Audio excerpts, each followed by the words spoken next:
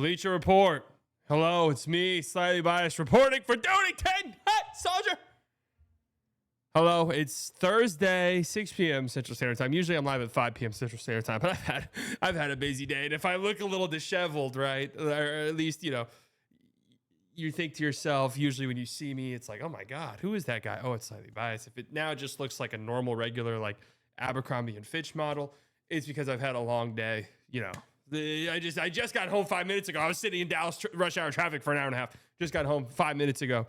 Today, I wanted to react to some of y'all's hot takes on our Dallas Mavericks. I went to YouTube. I went to Twitter.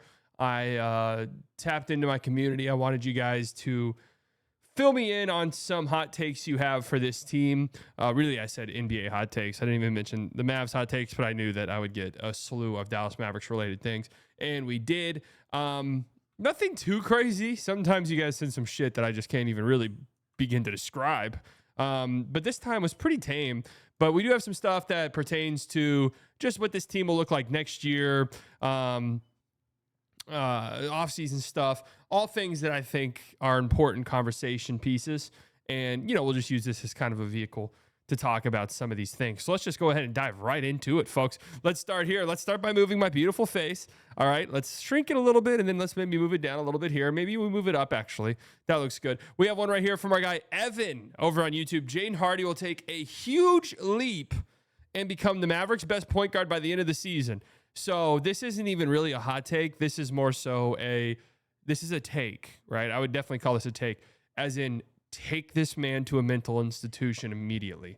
No, I'm just kidding, Evan. Actually, not really. I don't see a scenario in which this is the case. In fact, this is one of those things where, it's funny. I remember last year when we were talking about Spencer Dinwiddie, we were talking about scenarios in which, well, what if Spencer Dinwiddie ends up, and I remember saying, well, if Spencer Dinwiddie ends up playing a lot of minutes for this Mavs team, something's gone terribly wrong. And wouldn't you know it, that ended up being the exact case.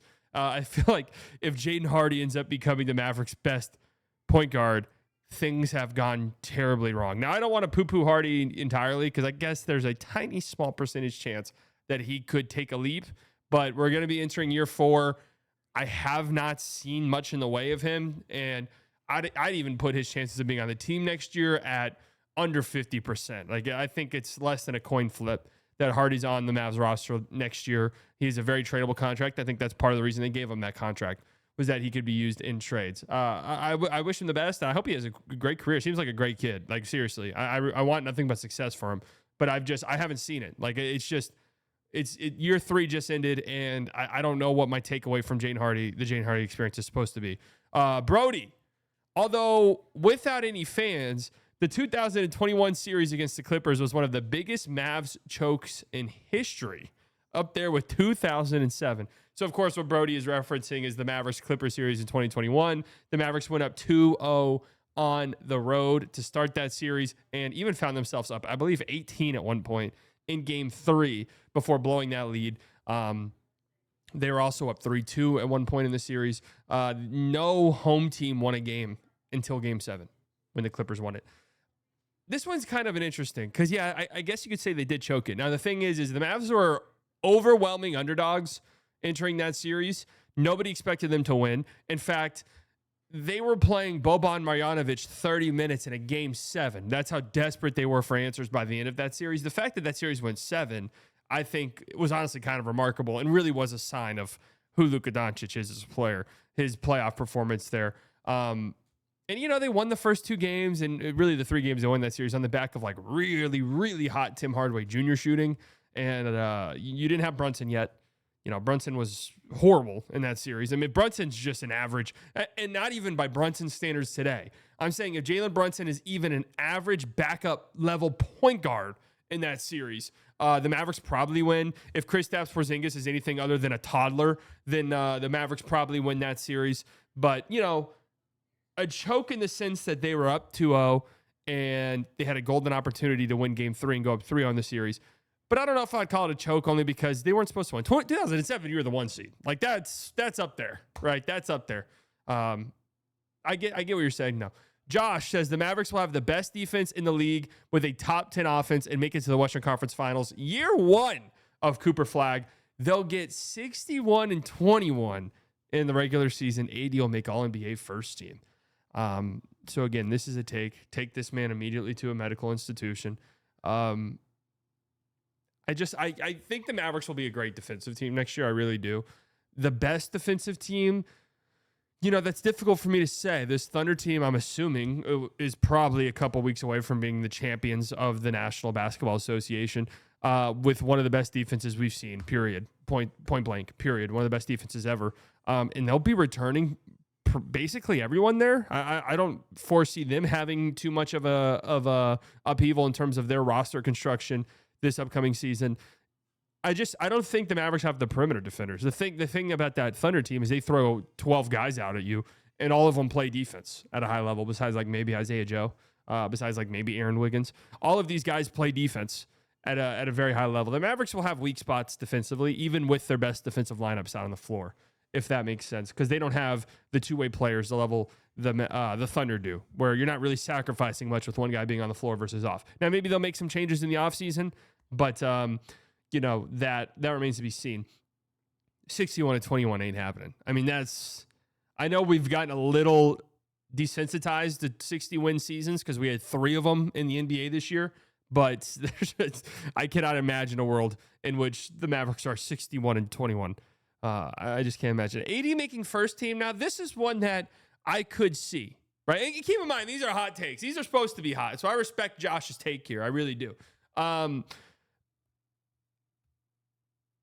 making first team is very possible. I think that's actually, you guys tell me how delusional this is. All right. You guys tell me how homer or slightly biased this is. Please let me know. I was thinking, because this conversation keeps popping up. Who's going to be the next American? Who's going to be the next American? Who's going to be the next American to win MVP?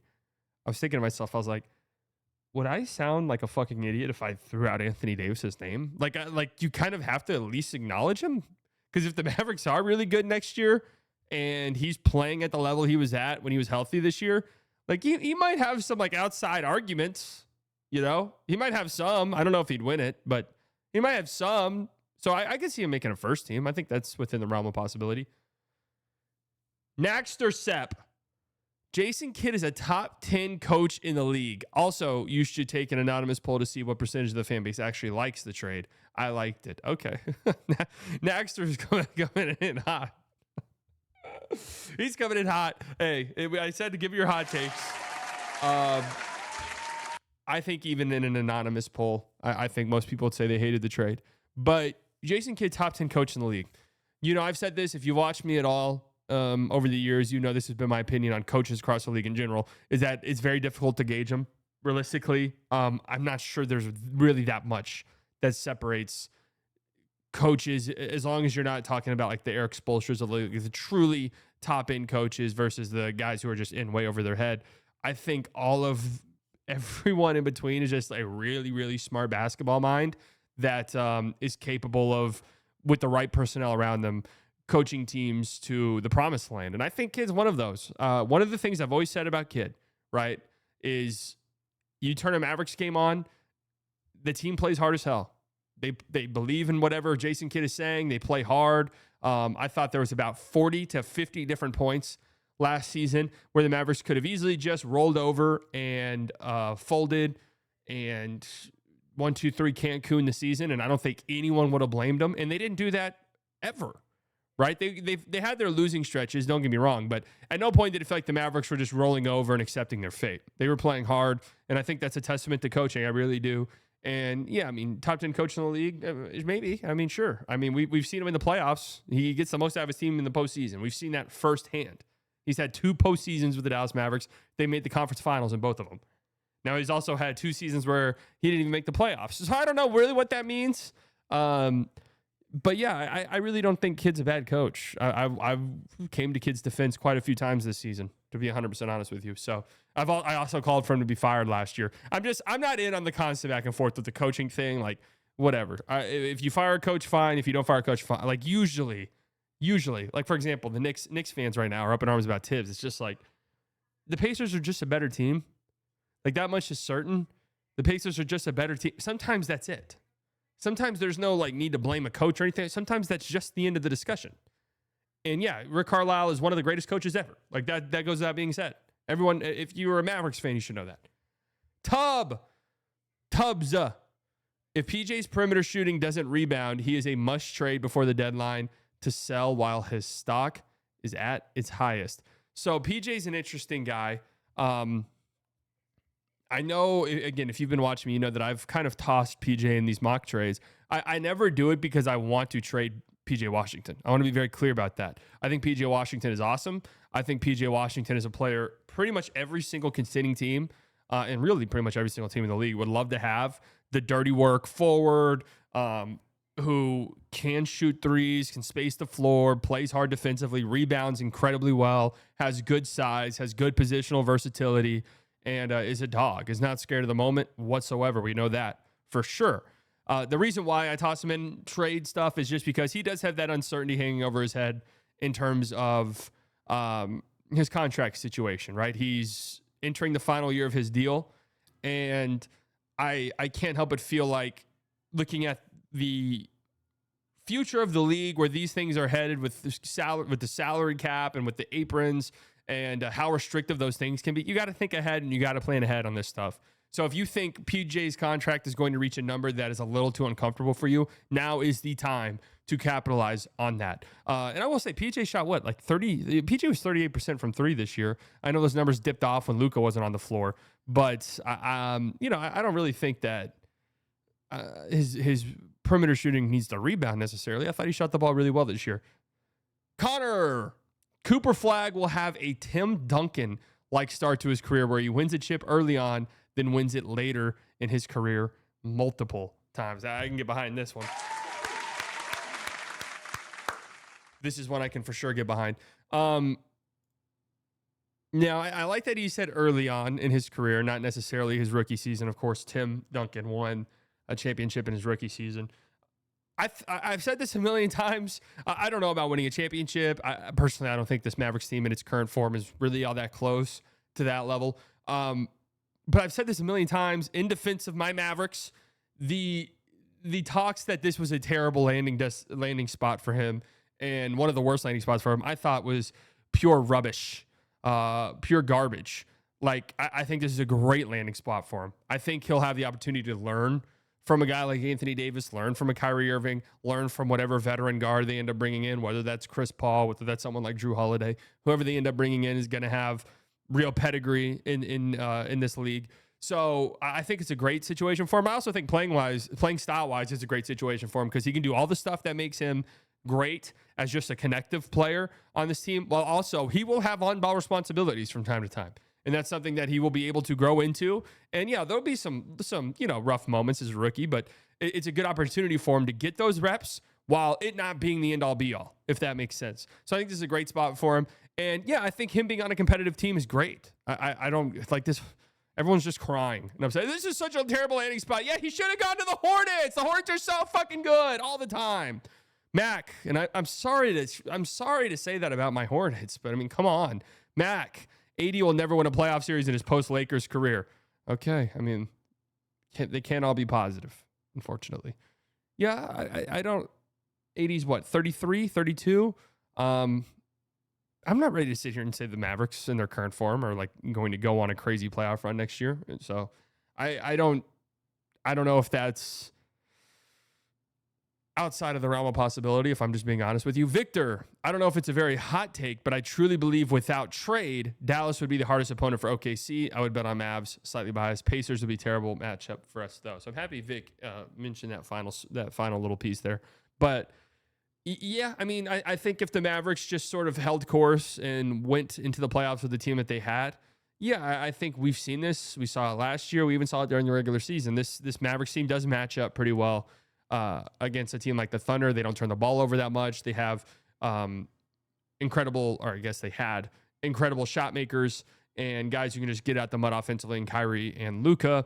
And they just have role players that excel in their role and are capable of doing more than one thing.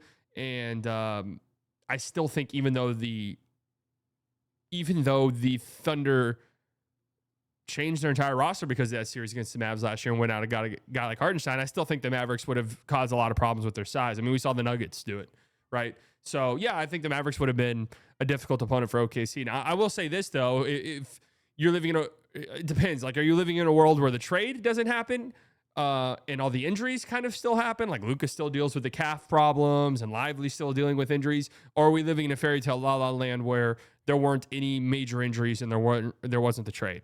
Because I still just think Luka in the form that he looked like he was in that series against the Timberwolves, I don't know if that would have been good enough, just truth be told.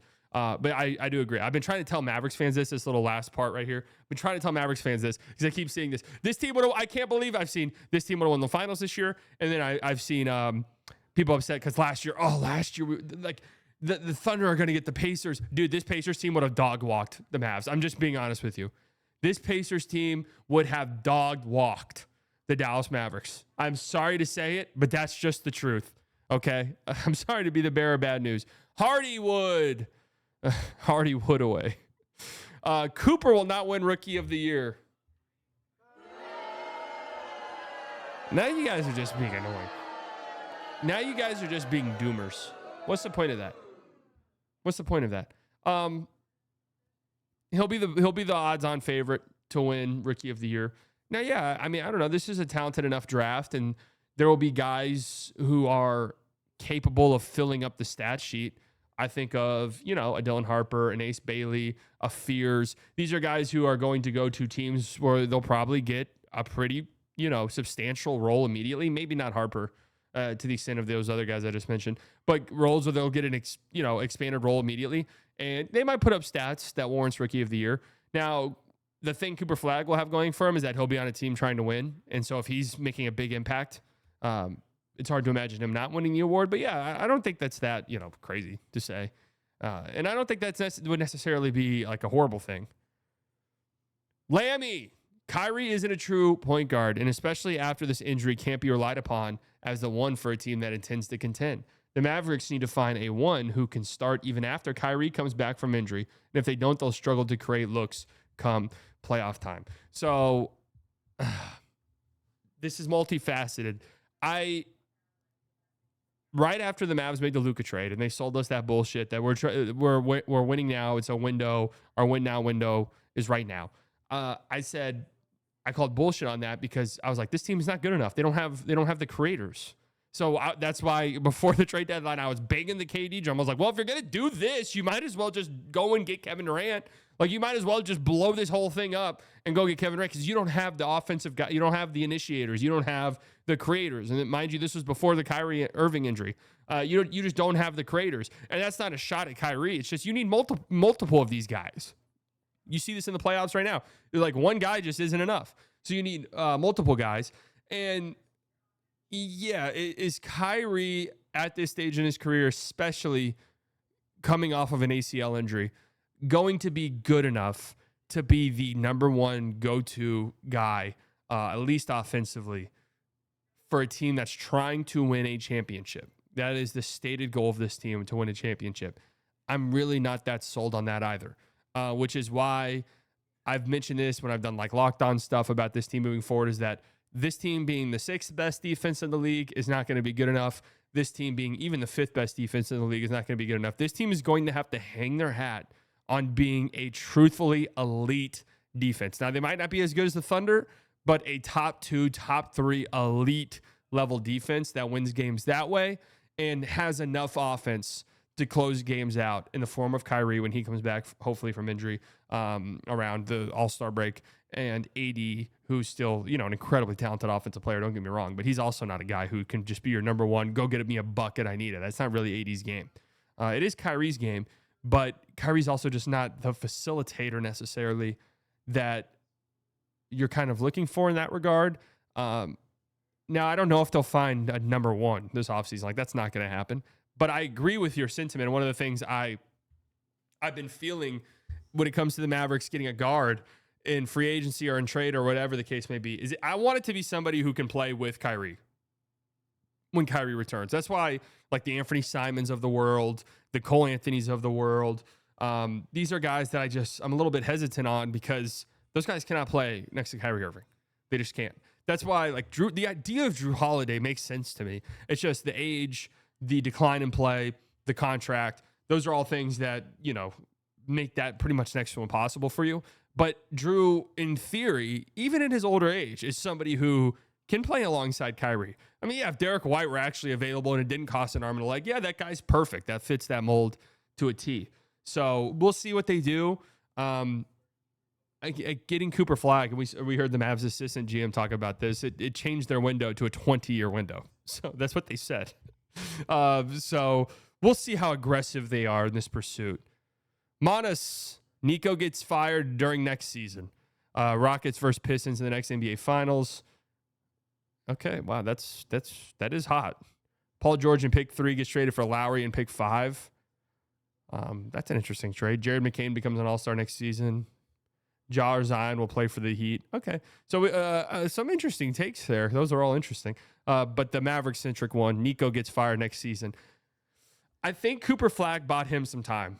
More than likely bought him some time. Now, if the Mavs just flame out next year and are garbage, yeah, he's probably going to be gone. And I will say this, before the Mavs won the lottery, if they just had the 12th, 11th, 10th overall pick in this upcoming draft, and they were bad next year, I absolutely think he was going to get fired. Like, I just think the Heat would have been too hot, and it would have just been a perfect, all right, let's rip this Band-Aid off. But the Cooper Flagg addition does probably extend his job security a little bit. I have bad news to report there, because that just seems to be the case. I'm not actually reporting that. I haven't heard that, but that's just usually how these things go. You think sometimes, like, NFL coaches and front offices will pick a quarterback because they know if we take a quarterback high, that extends our lifespan a little bit because it gives us some time. And that's what having the number 1 overall pick in the NBA draft does, especially a draft as loaded as this. So I would be a little bit surprised if he gets fired next year, to be 100% honest with you. I think it would have to take a big collapse. Retina deserves all the respect and more in the slightly biased community. Just going to gloss over this one because realistically, I mean, Mavs lead. Cooper Flagg will have Rookie of the Year locked up by December. I like that. Now, I will say this. I'm going to, as much as it pains me to say, I'm going to have to say I'd be a little bit surprised if this happens. Obviously, I'd be ecstatic because this means Cooper Flagg will be balling out if he has Rookie of the Year locked up by December in a draft class like this. But I'll push back a little bit because we know how voters get. We know end-of-year stuff can sort of perk people's ears up a little bit. And as I mentioned before, there will be some guys in this draft class, guys who are very talented offensive players who will just kind of get the ball in their hands a bunch and just be told, dude, whatever, we're the Charlotte Hornets, man. Go just fuck around. We don't even really care anymore. Why am I doing this to my Hornets? I love my Hornets, man. And I'm so frustrated with them. I think that's what it is. I've really had it with them. I'm just fed up with them. That's part of the problem here. But there will be guys on teams like that will put up pretty gaudy stats, which will make me push back on this a little bit. Because I do think there's a world where, like, there will probably be games in which Cooper Flagg is not closing in the closing 5. That wouldn't be all that surprising to me at all. Depending on how this goes, I doubt this will be the case. I really do, but you never know. There might be like a world where Cooper Flagg doesn't start. Again, I don't think that'll be the case, but it really wouldn't shock me all that much if Kidd went with like this, well, we got a veteran team and he's going to have to prove it approach. That's not the way that they've talked about Cooper Flagg. Does not make it seem like that'll be the case, but you never know really. So this would be incredible. Like, if this ends up happening, things are great. If Cooper Flagg has Rookie of the Year locked up by December, things are phenomenal. They're going so well. They're going so well, I'm getting choked up. Oh, Landry says Flagg will be more fun to watch than Luka. Guys, I'm just reading this. That's not what I said. All right, because anytime I say stuff like this, I just need you guys to understand before I get Eastern Europeans in my DMs. I'm just reading what this guy says. What my guy Landry here has said. Their play styles are not similar whatsoever. That goes without being said. Luke is one of the more fun players to watch in a long time, just because of his skills and his ability, obviously, and his play style. The fact that, he's going to shoot a bunch. He's going to shoot setback threes. The fact that he's going to break you down off the dribble. So you're going to get the highlight flashy handle plays where he breaks a guy's ankle. He's a post technician, so you're going to get the highlights where a guy jumps crazy and he does a step through and it looks great. The passing highlights are out of this world. The pass fakes. It depends. It depends. if you're an old head, and like some of the ones I've experienced, whether at a tattoo shop or a barber shop or the gym during open runs, if you're an old head that's like, you win playing defense. Defense is how you win. He's not a team player. You'll probably think Cooper Flagg's a little bit more fun to watch than Luka. And I do think Cooper Flagg's going to be a very, very fun player. Very, very fun player to watch. But they are just different, right? They're different types of players. Watching Luka take 20 step back threes a game was boring. Again, guys, I'm just reading a chat. I'm just reading a chat, okay? So Flag will be really fun to watch, and I hope this is true. I mean, I'm a Mavericks fan. Like, I hope this is true. Mookie Cheeks. Dallas will compete for a title next year if they get a healthy Kyrie, AD, and make playoffs. So I've said this already that I don't really feel as though this team is a championship level team. Now, with that being said, though, we've sort of seen this really not just this year, but really for the last 7 or 8 years, that the playoffs have shifted. The league as a whole has shifted. We haven't had a repeat champion since the Warriors. In that 7-year stretch, we've had 7 different champions. No team has even won twice over that stretch. So the league is changing quite dramatically, right? And we've also seen tons of different teams make the finals over that stretch, make the conference finals over that stretch. It's really become about matchups in the playoffs. It's really become who's healthiest entering the playoffs. And with that being said, the makeup of this current Mavs team, assuming they don't do anything crazy, like I expect them to make moves, but assuming they don't make like a huge blockbuster move, the makeup of this team could give some teams real matchup nightmares with the size, right, and the defense. Your smaller teams, I'm thinking like a team like the Warriors, a team like this currently constructed Lakers team, even a team like the Thunder, if you want to go there, if you want to go that route. Like, the size could overwhelm them. So if they get a favorable bracket, yeah, I think they'll compete. I think they'll be a team that can make the conference finals. How about that? They can win a couple of series. I look at a team like the Thunder. I look at a team like last year's Celtics team. I look at even the way this Pacers team has performed so far this postseason. And I don't see this Mavs team reaching those heights. But sometimes you don't need that. Sometimes you just get lucky. And will the Mavericks be good enough to at least put themselves in a position to get lucky? The answer to that question, I think, is yes. But I also think there's probably going to be 7 or 8 teams in the West who are in similar positions. So that's just kind of where I'm at with that. Again, this is assuming they don't do some batshit insane thing in trade-wise, which you never know. You never know. The sports pundit says Gafford for Reeves will happen. So I'll say this. I've been listening to this Lakers podcast recently, and let me pull up the name of it. It's the Lakers Nation podcast. I've been listening to it. Great job. Great podcast. Been listening to it, and they're doing their sort of mock off seasons, and I've got 2 major takeaways. One, the Lakers, I think, are in a horrible spot. Seriously. I think they're in a lot more trouble than I think people realize. That team feels really far off. Really far off. But also, number 2 is, it's funny because I've been listening to several. He tries to do different types, like different builds, and he just keeps coming back to Gafford. He just basically is like, it's just like all this possible center options. It's just all roads lead back to Gafford. Now, the question is, will the Mavericks and Lakers deal with each other again? Question number 1. And question number 2 is, well, I guess question number 2 and question number 3. Are the Lakers in love with Daniel Gafford? And the answer to that question is yes. What realistically are they willing to give up? How much pressure do they feel? That's what it's going to boil down to. Because if Luka walks in the office, he's like, hey, LA is amazing. I love LA. I've loved the Lakers. I love Laker Nation. It's amazing. Playing with LeBron's amazing. I love it. It's amazing. I'll sign an extension right now. And he just signs an extension, and that's just kind of that. The pressure might not be on for them to make a real big all-in move. You know, even if LeBron starts acting up, you're like, dude, honestly, we'll trade you if you want. Like, we're ready to just build around Luka entirely. But if Luka goes to him and goes, free agency is amazing. I want to experience free agency. then you might have a problem on your hands, and then you might feel the heat, and then you might start to feel the pressure.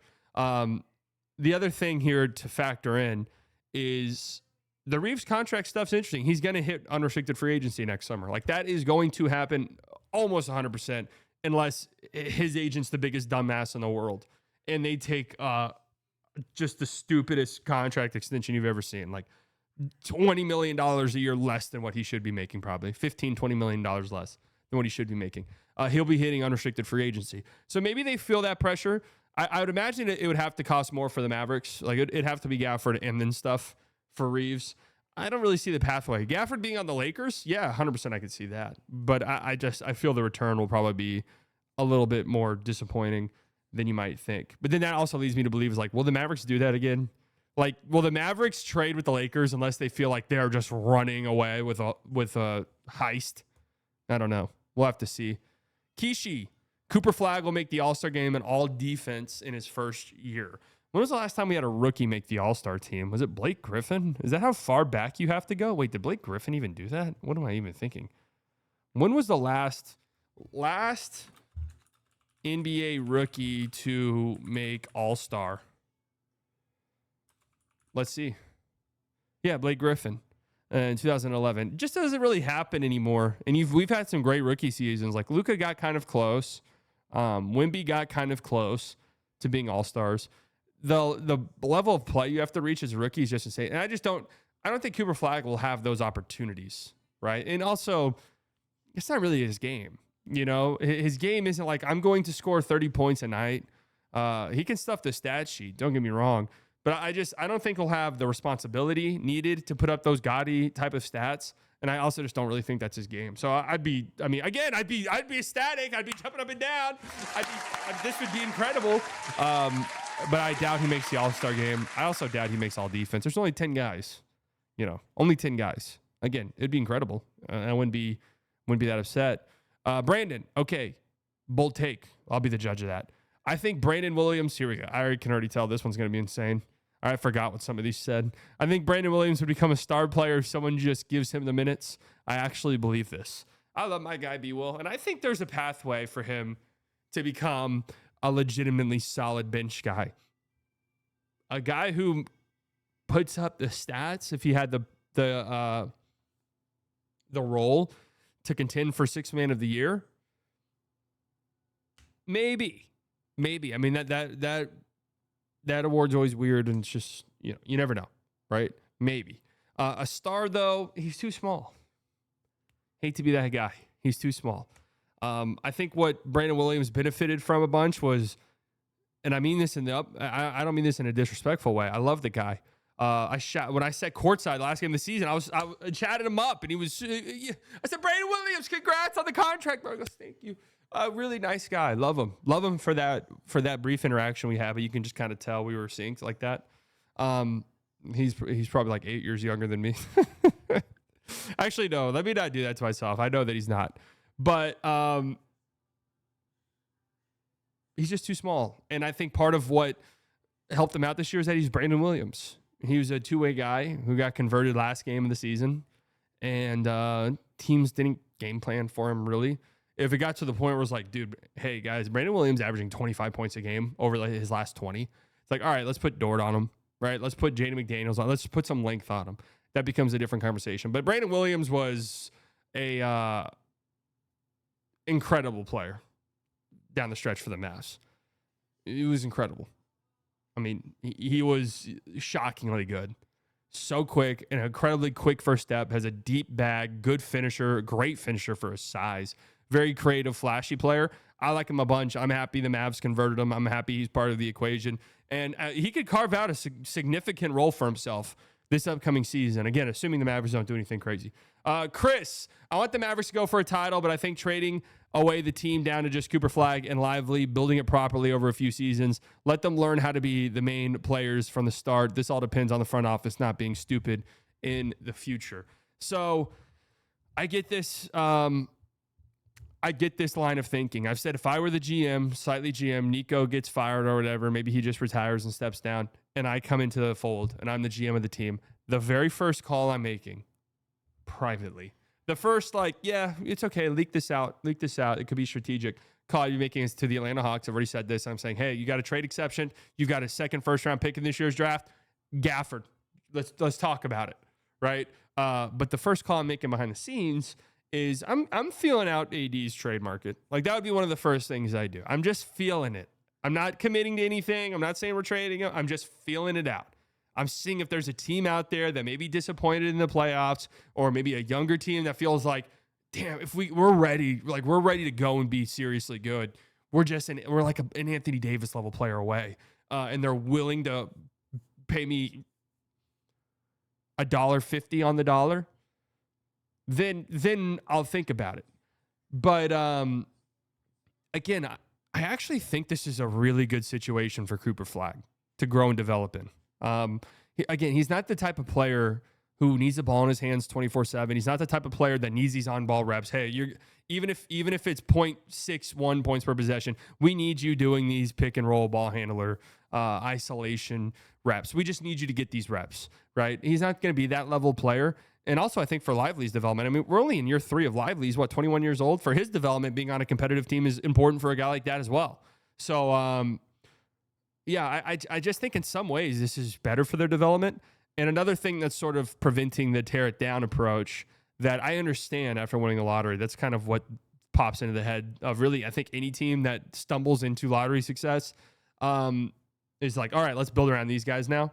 But another thing preventing that is you control next year's pick, and then that's it. You don't control another pick until 2031.